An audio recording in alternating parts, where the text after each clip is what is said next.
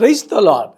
என் அன்புக்குரிய கர்த்தருடைய பிள்ளைகளே, இந்த நாட்களிலே திருச்சபைகள் வளர்ந்து கொண்டிருக்கிறது.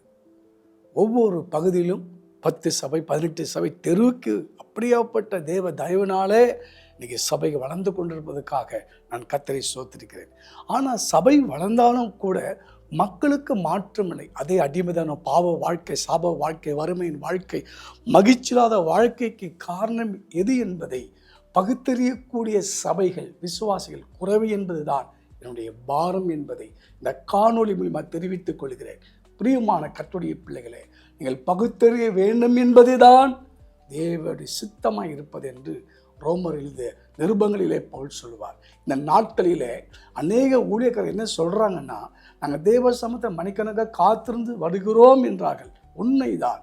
ஆனால் தேவ சமூகத்தில் வர வார்த்தைகளை சபைகள், விசுவாசிகள், ஊழியர்கள் பகுத்தறிய வேண்டும்.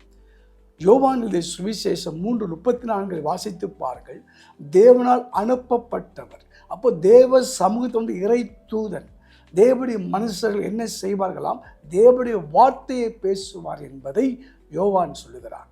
பிரியமானவர்களே, இந்த நாட்களிலே கர்த்தருடைய வார்த்தை எது, சத்தியம் எது என்பதை பகுத்தறிய வேண்டும் என்பதுதான் எங்களுடைய பாரமாய் இருப்பதை தேவன் அறிந்திருக்கிறார். அதனால தான் எங்களுக்கு இப்படியாப்பட்ட வெளிப்பாடை கொடுத்து இந்த காணொலியை ஆண்டவர் வலியுறுத்தும்படியாய், நீங்கள் புரிந்து கொள்ளும்படியாய், நீங்கள் பகுத்தறிய உள்ள இருப்பதற்கு தான் இந்த காணொலி. அதனால தான் பாருங்கள், கர்த்தருடைய வார்த்தைக்கும் சட்டத்துக்கும் வித்தியாசம் இருக்குது என்பதை நான் சொல்ல விரும்புகிறேன்.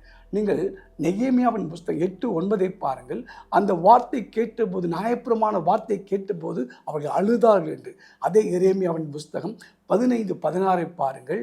அந்த வார்த்தை கேட்கும்போது சந்தோஷம், மகிழ்ச்சி உண்டானது. அதனால் கவனிக்க வேண்டும், நியாயப்பிரமாண பிரசங்கத்தின் வார்த்தை சபைக்குள் விசுவாசிகளை பேசப்படும் போது ஜனங்கள் இன்னும் அழுது கொண்டிருந்தார்கள். ஆனால் எரேமியா சொல்லும்போது, நான் உட்கொள்ளும் போது சந்தோஷம் அடைந்தேன். சந்தோஷம், மகிழ்ச்சி எதுக்கு என்றால், லூக்கா 1:14 பாருங்கள். இறை தூதன் சொல்கிறான், சகரியாவே பயப்படாதே, உனக்கு சந்தோஷம், மகிழ்ச்சி உண்டாகும் நற்செய்தி. அப்படின்னா மல்லடி வாழ்க்கை மாறுவதற்காக தான் இந்த சந்தோஷ மகிழ்ச்சி. காரணம் என்ன?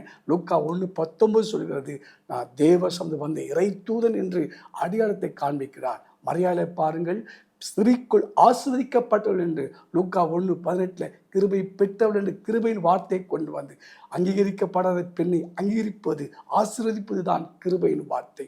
3 லூக்கா 2:10 பாருங்க, பயந்திருந்த மெய்ப்பர்களுக்கு தைரியத்தை ஊட்டி மிகுந்த சந்தோஷம் உண்டாகும்படி இறைவன் பிறக்கப் போகிறார் என்ற நற்செய்தியை கொண்டு வந்தார்கள்.